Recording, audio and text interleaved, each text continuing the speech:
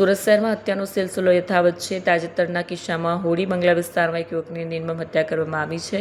સુરત પોલીસના સબ સુરક્ષિતના દાવા નિષ્ફળ દેખાયા છે. પોલીસ દ્વારા કડક બંદોબસ્ત અને દબાણ હોવા છતાં હત્યાની ઘટનાઓ અટકતી નથી. મુસીબતપુરા વિસ્તારમાં હત્યાની ઘટનાને પગલે ચકચાર મચી છે. પોલીસે તપાસ હાથ ધરી છે. નોંધનીય છે કે નાસિરનગર ડિમોલેશનની કાર્યવાહી દરમિયાન સુરત પોલીસની છબી ખરડાઈ રહી છે, ત્યારે ગુનાઓ રોકવામાં પોલીસ સંપૂર્ણપણે નિષ્ફળ રહી છે. શહેરમાં કાયદો અને વ્યવસ્થાનો પ્રશ્ન વધુ ગંભીર બન્યો છે. સુરત પોલીસની કામગીરી पर सवाल उठ ही रहा है। सेनाज बानो। आपका रहने का काम? होड़ी बंगला। होड़ी बंगला कौन से? साबू वाला कारखाना पीछे। ये घटना क्या बनी थी, कौन सी जगह पे?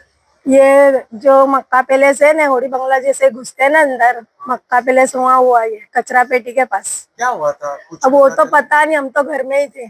ये लड़का घर पे से क्या करने आया? जब घर पे था जब क्या कर रहा था? ये घर पे से ने खाना वाना खा के ने फिर गया। फिर उसके बाद ये ने मेरी बहन का कॉल आया कि वो चाकू लेके ने दौड़ा, तो फिर मेरी छोकरी जाके ने देख रही थी, तो इतने में मार के ने चला गया वो चाकू। 6 घाव मारा। कौन मारा, कुछ आइडिया? वो मेरी खाला का लड़का ही है। वो भी इसका नाम कुछ? हाँ, सफी अंसारी। इसके बाद ये लड़के की शादी हो गई थी? नहीं हुई। ये आप किसके साथ रहता था? मेरे साथ रहता था। ये कितने सालों से क्या काम करता था? ये अभी चाके गल्ले पे जाता था, अभी 2-3 साल से बंद हुआ इसका।